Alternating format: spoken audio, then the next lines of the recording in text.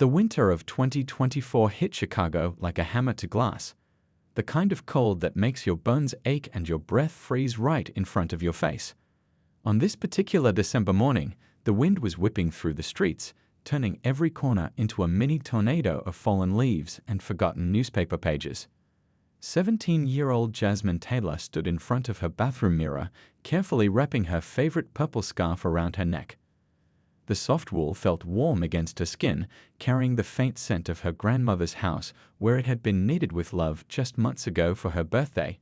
She smiled at her reflection, remembering how her grandma had stayed up late for weeks working on it, making sure every stitch was perfect. "Baby, you're gonna be late."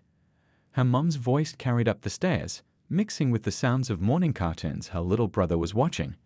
"Coming," Jasmine called back, grabbing her backpack and thundering down the stairs of their modest two-story home. The house might have been small, but it was filled with warmth and the smell of her mom's famous cinnamon oatmeal. "Got your lunch?" her mom asked, already knowing the answer but asking anyway, like she did every morning. She stood by the kitchen counter, her nurse's scrubs already on, hair neatly tied back for her early hospital shift. "Yes, Mom," Jasmine replied, giving her a quick kiss on the cheek. "And my library badge, and my phone is charged, and yes, I'll text when I get there." Her mom smiled, that proud but worried smile that all moms seem to master. "That's my girl. Bundle up tight, it's brutal out there today." Jasmine stepped out into the morning chill, immediately grateful for her warm layers.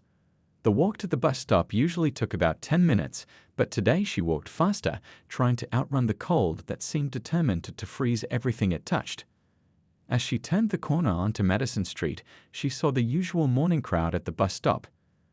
The construction worker with his thermos of coffee, the twins from her school arguing about some video game, and the lady who always had her nose buried in a thick novel. But today, there was someone new. An elderly woman stood slightly apart from the group, her thin jacket clearly not enough for the brutal Chicago winter. Her hands, red and raw from the cold, trembled as she tried to check her watch. She kept stamping her feet, trying to generate some warmth, but Jasmine could see she was fighting a losing battle against the winter wind. Jasmine found herself slowing down as she approached the bus stop. Something about the woman's vulnerability tugged at her heart. She thought about her own grandmother, how she always said that kindness was like bread, you should share it while it's still warm.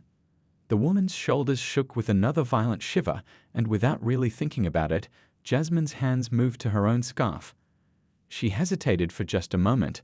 This was her favorite scarf, after all, the one her grandma had made specially for her. But then she remembered something else her grandma always said.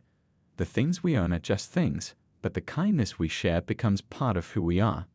Jasmine knew she might be late for her shift at the library. She knew some people might think it weird for a young black girl to approach an elderly white woman at a bus stop. She knew all the reasons why she should just mind her own business, like people in the city usually did. But sometimes the heart knows better than the head what needs to be done. She took a deep breath and stepped forward, her boots crunching in the thin layer of frost that covered the sidewalk. The elderly woman looked up, surprise flickering across her face as Jasmine approached.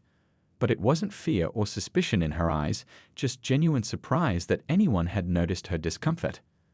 Unknown to both of them, this simple moment on a cold Chicago morning was about to set in motion a chain of events that would touch not just their lives, but the lives of countless others. Sometimes the biggest changes start with the smallest gestures, and on this frosty December morning, change was about to arrive wearing a hand-knitted purple scarf. Jasmine's boots crunched in the snow as she stepped closer to the elderly woman. The morning traffic hummed in the background, and somewhere nearby, a street vendor's coffee cart released wisps of warm, inviting steam into the frozen air. The woman, who would later introduce herself as Margaret Wilson, looked up with tired eyes that had seen decades of Chicago winters come and go. "Excuse me," Jasmine said softly, her breath visible in the cold air. "I noticed you're shivering." Her fingers worked at unwrapping her purple scarf, the wool soft and warm against her skin. Each unwinding of the fabric brought back memories of her grandmother sitting in her favorite armchair, knitting needles clicking away as she told stories about her own youth. Margaret's eyes widened slightly, a mix of surprise and uncertainty crossing her face. In a city where most people hurried past each other without a second glance, this unexpected interaction seemed to catch her off guard. Her arthritis-stricken fingers clutched at her thin jacket, trying to hold on to whatever warmth it provided. "Oh dear, that's very kind, but I couldn't possibly." Margaret started to protest, but another harsh gust of wind cut through the bus stop, making her words trail off into a shiver. The other commuters huddled deeper into their winter gear, everyone locked in their own morning routines, barely noticing the scene unfolding before them. "Please," Jasmine insisted, remembering how her mother always taught her that kindness should be offered gently but firmly.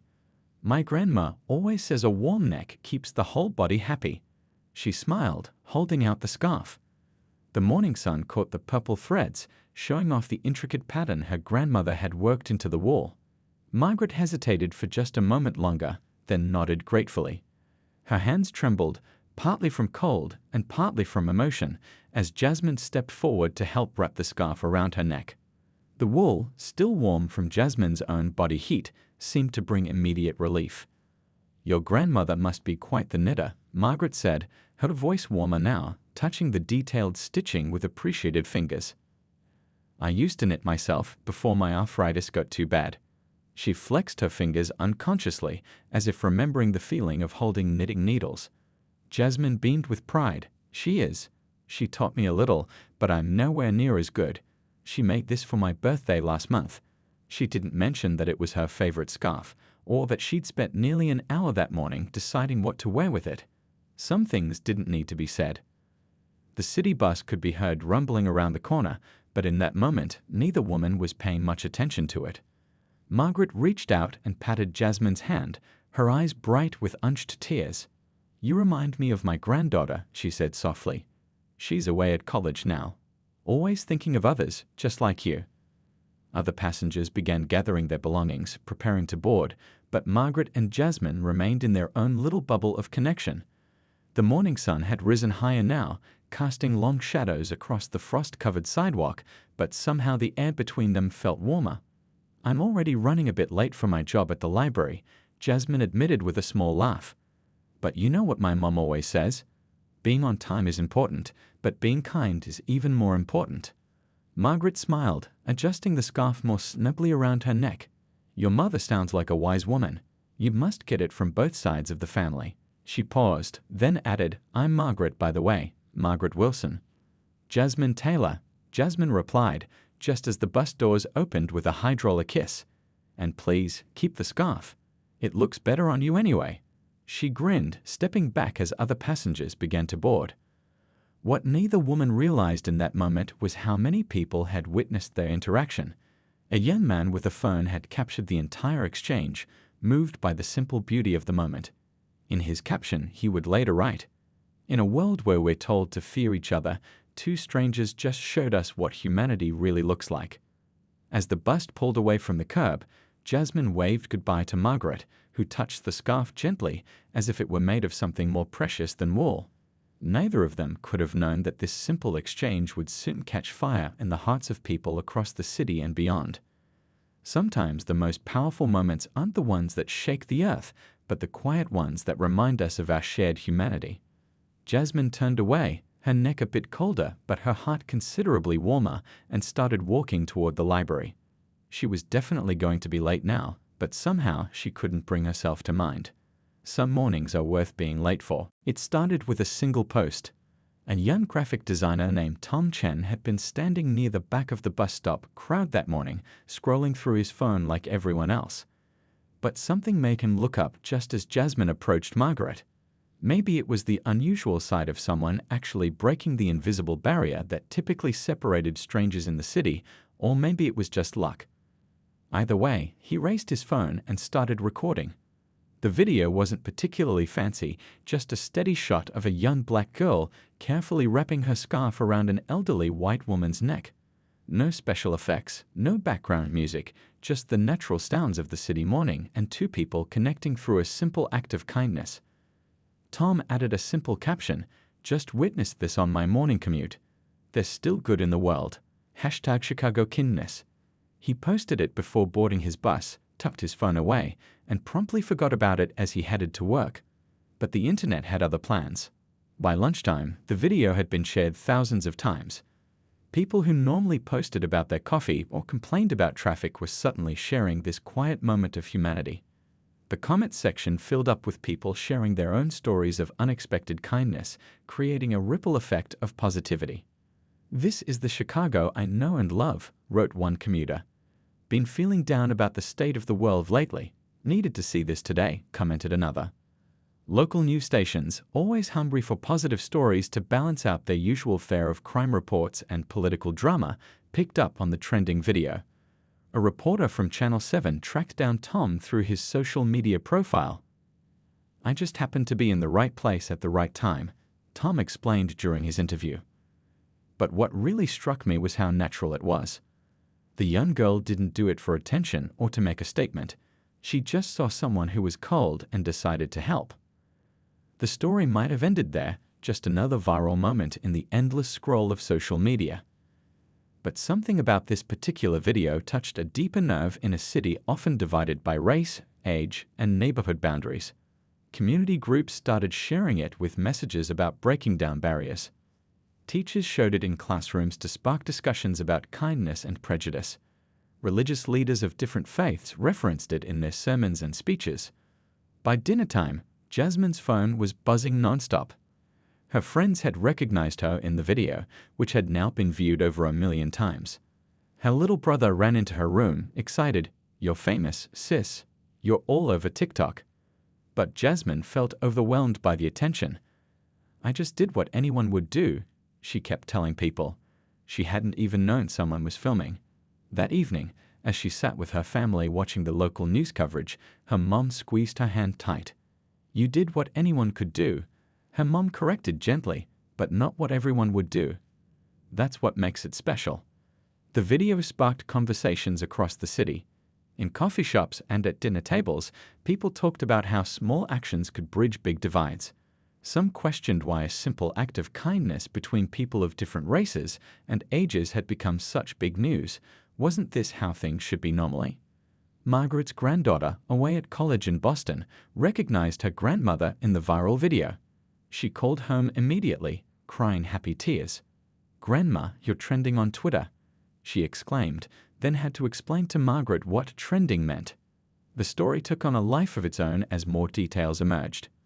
People discovered that Margaret was a retired schoolteacher who had spent 40 years teaching in Chicago's public schools. Someone found out that Jasmine worked at the library and was saving up for college while helping care for her younger siblings. These personal details transformed the viral moment into something more meaningful. It wasn't just a random act of kindness anymore. It was a story about real people, about the connections possible in a city where people too often walked past each other without a second glance.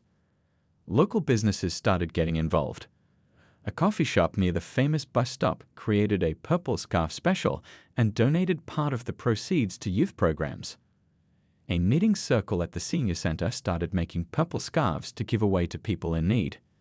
But perhaps the most meaningful response came from the everyday people who were inspired to create their own moments of connection.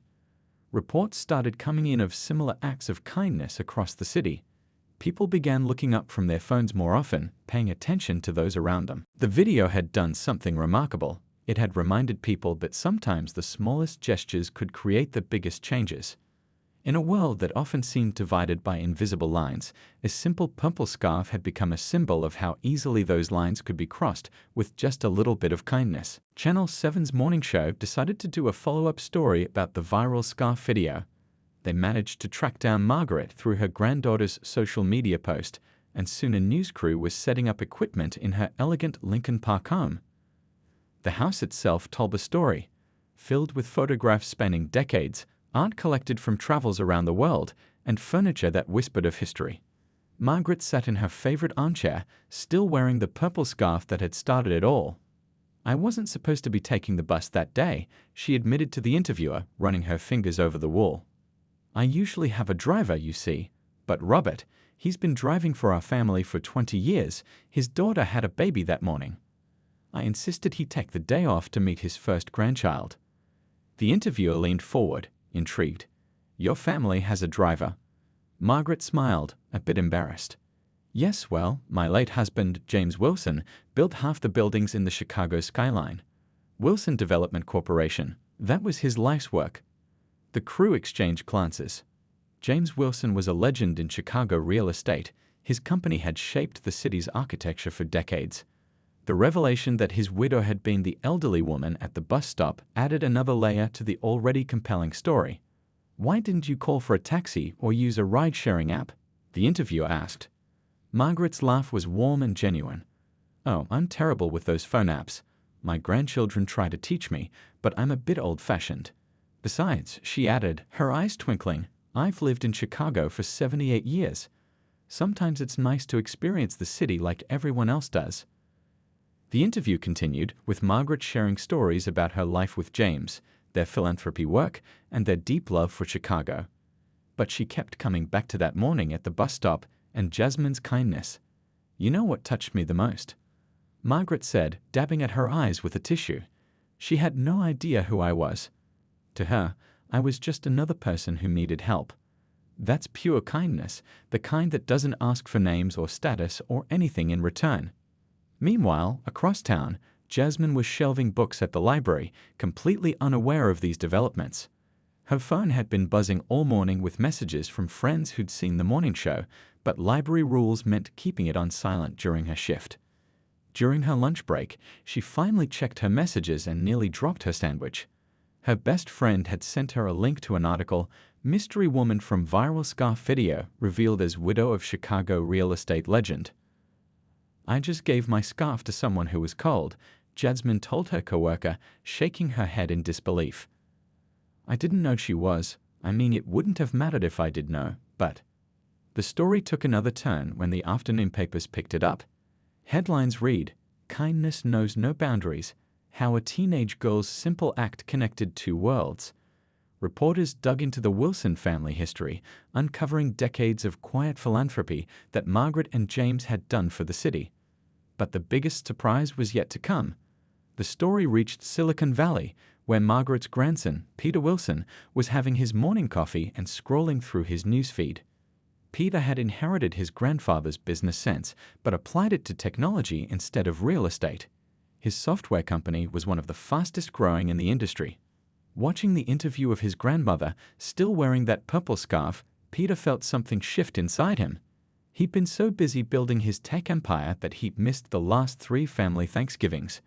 Seeing his grandmother on that cold bus stop, being helped by a stranger when her own grandson was too busy to check on her regularly, it hit him hard. He immediately called his assistant. "Cancel my meetings for the next few days," he said. "Book me on the next flight to Chicago. And find out everything you can about the girl with the scarf, especially what she wants to do with her future." The assistant, used to Peter's quick decisions, simply asked, "Personal or business?" Peter looked again at the image of his grandmother, her eyes bright with tears as she talked about Jasmine's kindness. "Both," he replied. "Definitely both." As the day wound down, Margaret sat in her study, looking at old photos of James. "You'd have loved this story, dear," she said to his picture. "You always said the true measure of a city isn't in its buildings, but in its people." She touched the purple scarf still around her neck. From her window, she could see some of the buildings James had built, their windows catching the sunset. But somehow, this simple piece of wool felt more valuable than all of them combined. It had reminded her, and now the whole city, that the most important things in life couldn't be bought or sold. They could only be given freely, with an open heart, just like a young girl had done on a cold morning at a bus stop. The library was unusually quiet that Thursday afternoon when Jasmine's supervisor called her into the office. Her first thought was worry. Had she misshelved books again? But the smile on her supervisor's face told a different story.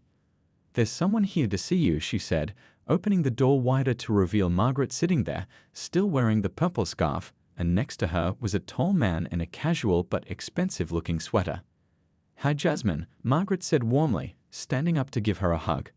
"This is my grandson, Peter. He flew in from California because he wanted to meet you." Peter Wilson didn't look like the typical tech billionaire you'd see in magazines.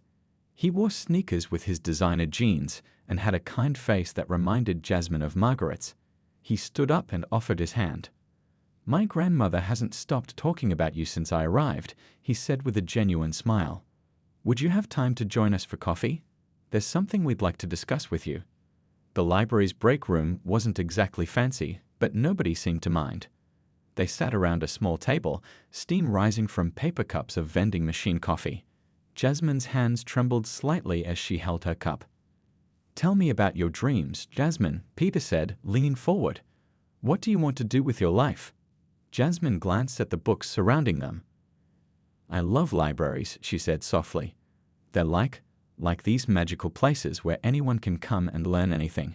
Rich or poor, young or old, knowledge is free here. She paused, gathering courage. I want to study library science, maybe even help modernize libraries in neighborhoods that need them most. But college is expensive, Peter finished for her. Jasmine nodded, looking down at her coffee. Did you know my grandfather started with nothing? Peter asked. He built his first building with borrowed money and a dream. But someone gave him a chance. A bank manager who saw potential in a young man others might have overlooked. Margaret reached over and patted Jasmine's hand. When you gave me that scarf, you weren't looking for anything in return. That's rare in today's world. But kindness has a way of coming back around. Peter pulled out his tablet and opened a document. I've set up a scholarship fund through my foundation. Full ride to any university you choose, plus living expenses and a stipend for books and supplies. But that's just the beginning. Jasmine's eyes widened as Peter continued explaining. The scholarship wasn't just for her, it would help 5 other students each year, specifically chosen from underprivileged backgrounds. The recipients would be called Purple Scarf Scholars. My grandfather always said that real success isn't just about making money, Peter explained. It's about creating opportunities for others. Your act of kindness showed me that sometimes the biggest changes start with the smallest gestures. Tears welled up in Jasmine's eyes. She thought about her mom working double shifts at the hospital, her little brother's college fund that barely had $100 in it, all those nights wondering if her dreams would have to stay just dreams. I don't know what to say, she whispered. Say you'll accept, Margaret smiled. And promise to keep being exactly who you are. The news spread quickly through the library. Jasmine's co-workers gathered around, sharing in her joy. Her supervisor brought out a box of cookies someone had left in the staff room, turning the break room into an impromptu celebration. When Jasmine called her mom at the hospital to share the news, she could hear her crying happy tears. Baby, this is what happens when you lead with your heart, her mom said, her voice shaking with emotion. But Peter wasn't finished. He'd spent the morning talking with his tech team, developing an idea. We're creating an app, he explained, pulling up a prototype on his tablet. It'll connect elderly people who need help with young volunteers in their neighborhood. We're calling it Kindness Connect. The scarf story showed us there's a hunger for connection in our communities, he continued. People want to help, they just need a way to find each other.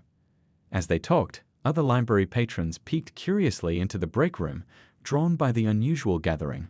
Someone recognized Margaret from the news, and soon the story was spreading through the building. An elderly man reading the newspaper asked if he could sign up to be part of the new program. A college student immediately volunteered to help. City, Margaret said, squeezing Jasmine's hand. Kindness creates ripples we can't even imagine. Later that evening, as Jasmine walked home, she passed the bus stop where it had all started. The air was still cold, but she felt warm inside. Her phone buzzed with a text from Peter. The acceptance letter from Northwestern University's library science program had already arrived. She stopped for a moment, looking at the city around her. The same streets, the same buildings, the same busy people rushing past. But something felt different. Maybe it was hope. Maybe it was the knowledge that sometimes the biggest doors open with the smallest keys. Or maybe it was simply the understanding that in a world that often seemed dark and divided, a single act of kindness could light up more lives than she'd ever imagined. Spring had come to Chicago, but the purple scarf story hadn't faded with the winter snow. Instead, it had grown into something bigger than anyone could have imagined. The Kindness Connects program, born from that cold morning at the bus stop, was changing lives across the city. On a sunny Saturday morning, the community center in Southside Chicago was buzzing with activity. Jasmine stood at the front of the room, now wearing a volunteer coordinator badge, watching as elderly residents and young people mingled over coffee and donuts. The sight made her heart feel full. "Remember when we thought we'd be lucky to get 20 people to sign up?" Peter said, appearing beside her with his ever-present tablet. "Now we have waiting lists in every neighborhood." The program had started small, just a few elderly people who needed help with groceries or someone to talk to, matched with young volunteers through Peter's app. But it had quickly become something more. People weren't just helping each other. They were forming real connections that bridged age gaps, racial divisions, and neighborhood boundaries. Mrs. Chen, a 75-year-old Chinese immigrant, was teaching a young black teenager how to make dumplings in the center's kitchen. The teenager, in return, was showing Mrs. Chen how to video chat with her grandchildren in Beijing. Their laughter carried across the room, needing no translation. "You started all this," Margaret said, joining them. She still wore the purple scarf, even though the weather didn't require it anymore. It had become a symbol of sorts. One small act of kindness, and look what grew from it. Jasmine shook her head, smiling. "We all started it. Everyone who shared the video, everyone who decided to reach out to others, everyone who chose to care. We all did this together." The local news had picked up on the program's success. A reporter moved through the crowd, interviewing participants. An elderly man in a veteran's cap was explaining how his young volunteer had helped him navigate the VA benefits system. A teenage girl talked about how her elderly match had helped her with college application essays. "It's not just about young people helping older folks," the girl told the camera. "Sometimes we need their wisdom, their stories, their experience. We help each other." Peter's app had evolved too. What started as a simple matching system now included features for organizing community events, sharing skills, and connecting people with similar interests. Local businesses had gotten involved, offering spaces for meetings and discounts for program participants. "Look at this," Peter said, showing Jasmine his tablet. The app's map displayed hundreds of purple dots across Chicago, each representing a connection made through the program. "Every dot is a story like yours and my grandmother's." The community center's walls were covered with photos from various program events, garden plantings, technology workshops, cooking classes, storytelling sessions. But the most popular activity was still the simplest one, just sitting and talking, sharing life stories over cups of coffee. A group of high school students had started a History Keepers project, recording video interviews with elderly participants about their memories of Chicago. The city's changes, its challenges, its triumphs, all preserved in first-hand accounts that would have been lost without these connections. "You know what the best part is?" Margaret said, watching a young boy teach an elderly woman how to use a smartphone. "The stereotypes are disappearing. People are seeing each other as individuals, not just as young or old or any other label." The program had even caught the attention of other cities. Representatives from Detroit, Milwaukee, and Minneapolis had visited to learn how they could start similar initiatives.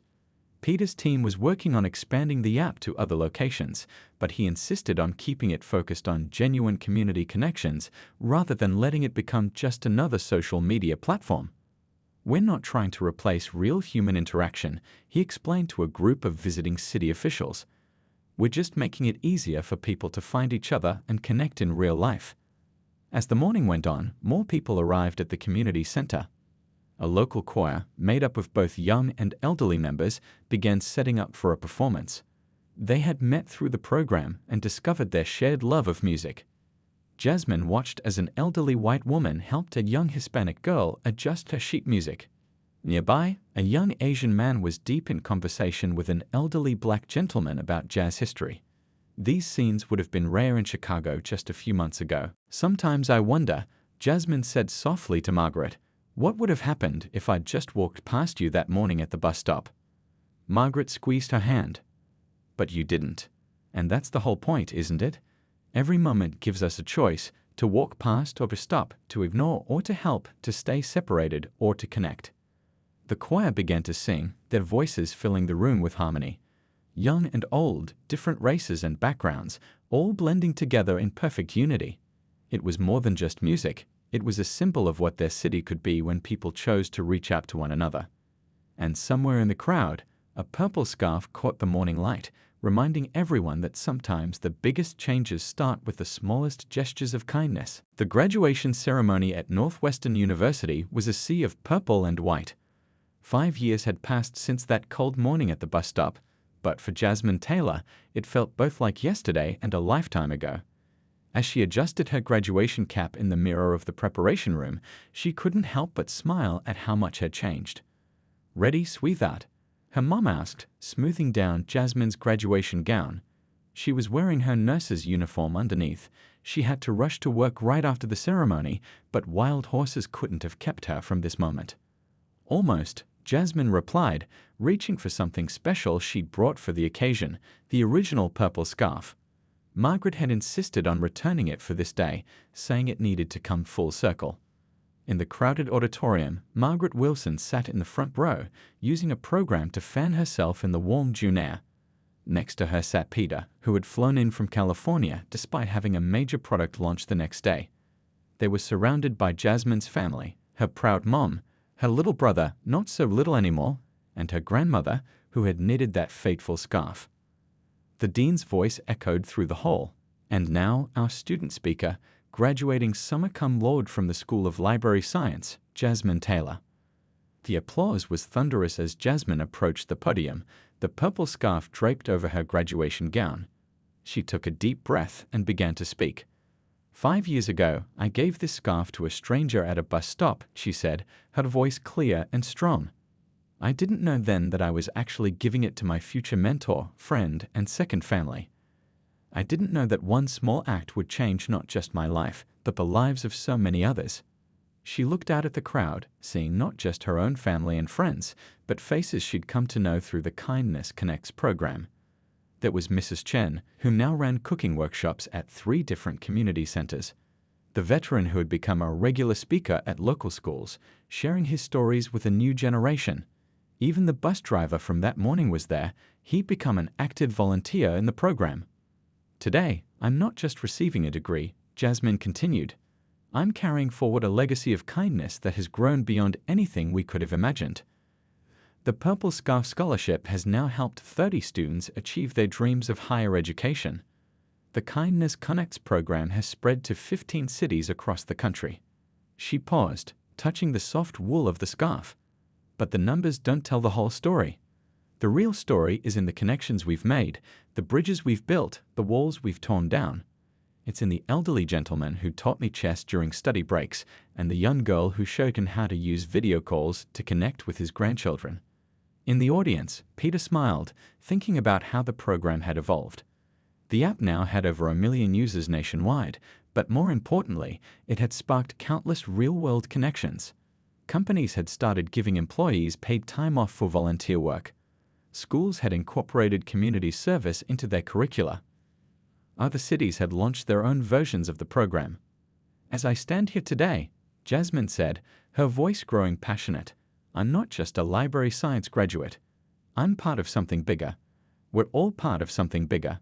Every time we choose kindness over indifference, connection over separation, hope over fear, we're building the world we want to live in, one small gesture at a time." She looked directly at Margaret, who was dabbing her eyes with a tissue. "My grandmother always told me that kindness is like bread. You should share it while it's still warm. But what I've learned is that kindness is also like a seed. Plant it in fertile ground, nurture it with care, and it grows into something beautiful that can feed many souls." After the ceremony, amid the hugs and photos and tears of joy, Margaret pulled Jasmine aside. "I have something for you," she said, reaching into her bag. She pulled out a small box tied with a ribbon. Inside was a new purple scarf, identical to the original. "Your grandmother helped me make it," Margaret explained. "My arthritis made it difficult, but she guided my hands. Just like you guided my heart that morning at the bus stop." Jasmine hugged her tight, both of them crying now. Around them, families celebrated, cameras flashed, and future dreams took flight. But in that moment, they were back at that cold bus stop, 2 strangers connecting through a simple act of kindness. Later that evening, at a small celebration dinner, Peter announced the next phase of the Kindness Connects program, a nationwide initiative to create community centers specifically designed to foster intergenerational connections. The first one would be built right there in Chicago, at the same intersection where a young girl once gave her scarf to an elderly woman. As the sun set over the Chicago skyline, Jasmine stood by the window of the restaurant, wearing both purple scarves now. She watched the city lights come alive, thinking about all the stories happening out there, all the potential connections waiting to be made, all the kindness waiting to be shared. "Pretty amazing view, isn't it?" her little brother said, joining her. "Yeah," she replied, smiling. "But you know what's even more amazing? Knowing that somewhere out there, right now, someone is choosing to be kind. And that choice is creating ripples we might never see, but that will change the world in ways we can't even imagine." The purple scarves caught the last rays of the setting sun, glowing with promise. They were more than just wool and thread now. They were a reminder that the simplest acts of kindness could weave together the fabric of a better world, one human connection at a time.